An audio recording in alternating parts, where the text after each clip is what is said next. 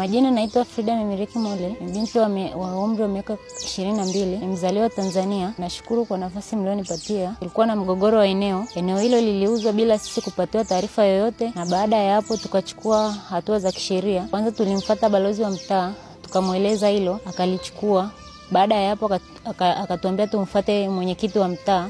Tukamfuata mwenyekiti wa mtaa, akatuambia tusubiri. Baada ya kutuambia tusubiri, sisi tukakaa tunasubiri. Anasema kwamba kuna mzee anamuita kwamba ili aje kusuluhisha. Nikamwambia mama hapana, hapa watakuwa wanatupotezea muda.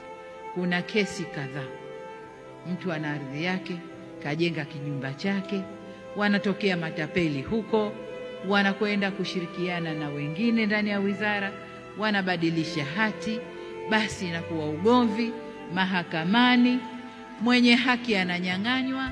Baada ya hapo nikamwambia mama tuende kata, ndio tukaenda kata. Baada ya kufika pale kata tukasikilizwa na mtendaji wa kata. Baada ya kusikilizwa na mtendaji wa kata akasema tufike siku ya Jumamosi, kuna wawakilishi pale watatusikiliza waliotumwa na Mheshimiwa Rais Samia Suluhu.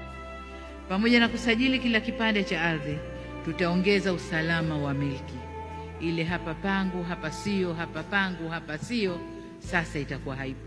Baada ya kufika pale tukaeleza changamoto za eneo letu. Baada ya kueleza changamoto la eneo, wahusika wakafika katika eneo lenyewe kuangalia eneo lilivyokuwa. Wakapima eneo.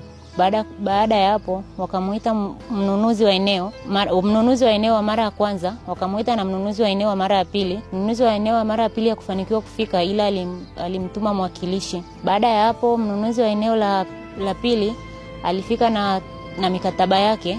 Mikataba yake ilionyesha kwamba ni majina ya dalali ndio imeandikwa sehemu ya muuzaji wa eneo. Baada ya hapo wakamuuliza muuzaji wa kwanza, aliyekuuzia eneo ni nani? Ndio akamwambia kwamba aliyemuuzia eneo majina iliyoandikwa imeandikwa Yona, alikuandika jina la muuzaji halisi.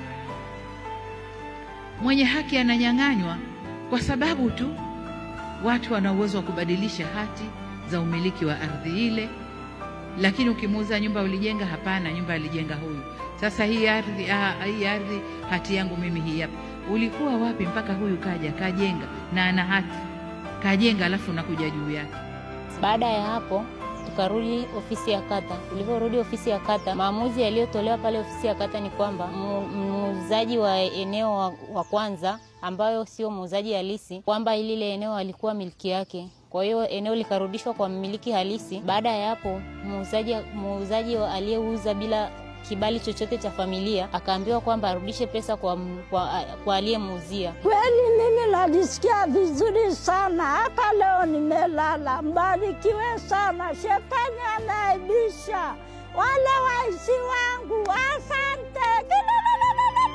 Hivyo tunamshukuru Mheshimiwa Rais Samia kwa msaada tuliopata. Nashukuru, maana kama sio singeweza chochote. Na hapa hongera sana, mbarikiwe, muendelee kuwasaidia wanyonge. Mtusaidie sana na wengine pia wanayeteseka. Asanteni sana.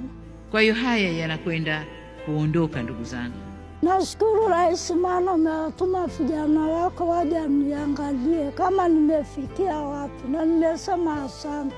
Mbarikiwe sana. Kuna kitu wako hapa lakini utapewa na Mungu. Samia, asante. Asante Mama Samia, ubarikiwe sana. Sina wako hapa lakini utapewa na Mungu.